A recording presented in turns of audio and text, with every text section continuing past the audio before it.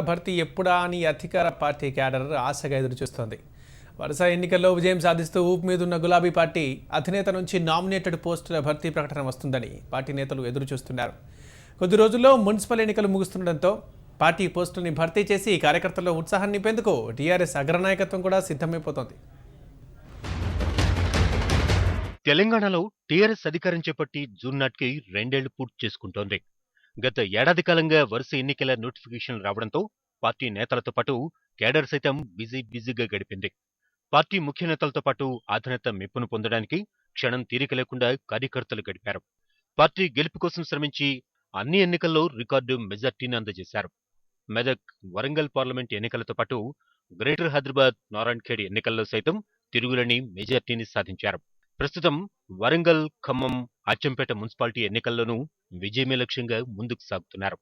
అక్కడ కూడా గులాబీ పార్టీకి పూర్తి మెజార్టీ సీట్లు వస్తాయని ధీమాగా ఉండడంతో పార్టీ కేడర్ మంచి జోష్లో ఉంది. వరంగల్ పార్లమెంట్ ఎన్నికలకు ముందే ముఖ్యమంత్రి శాఖల వారీగా నామినేటెడ్ పోస్టుల గుర్తింపు కోసం మంత్రులతో కమిటీని ఏర్పాటు చేశారు. పోస్టుల గుర్తింపు ప్రక్రియ దాదాపుగా చివరి దశకు చేరుకుంది.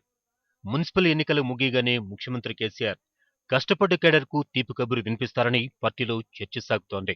పార్టీ ప్రారంభం నుంచి పార్టీలో ఉన్నవారితో పాటుగా తాజాగా పార్టీలో చేరిన వారికి కూడా పదవుల పంపిణీలో అవకాశం కల్పిస్తామని పార్టీ గతంలోనే ప్రకటించింది. కొత్త పాత కలయికతో పార్టీ పదవుల పంపిణీకి పేర్లు సిద్ధం చేసినట్లుగా తెలుస్తోంది. మరోవైపు చాలా రోజులుగా ఖాళీగా ఉన్న పార్టీ పదవులను కూడా గులాబీ పార్టీ భర్తీ చేయాలని చూస్తోంది.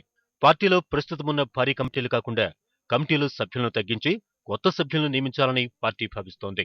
వరుసగా జరుగుతున్న ఎన్నికల్లో కేడర్దే కీలక పాత్రగా భావిస్తున్న అధ్యక్షులు పార్టీ కోసం కష్టపడుతున్న వారికి సముచిత స్థానం కల్పించాలని డిసైడ్ అయ్యారు. ప్రస్తుతం రాష్ట్ర గ్రేటర్ హైదరాబాద్తో పాటుగా జిల్లాలకు అధ్యక్షులు మాత్రమే ఉన్నారు. కానీ పూర్తి స్థాయిలో కమిటీలు లేవు. పదే వాయిదాలు పడుతూ వస్తున్న నామినేటెడ్ పోస్టుల ప్రకటనను ఈసారి మాత్రం విడుదల చేసేందుకు సిద్ధమవుతోంది. అయితే పార్టీ కేడర్తో పాటుగా పార్టీలో మంత్రి పదవులు దక్కని సీనియర్ ఎమ్మెల్యేలు సైతం నామినేటెడ్ పదవులపై ఆశలు పెట్టుకున్నారు. దీంతో అధినేత కేడర్కు మాత్రమే పదవులిస్తారా లేక ఎమ్మెల్యేలకు సైతం నామినేటెడ్లో స్థానం కల్పిస్తారేమో వేచి చూడాలి.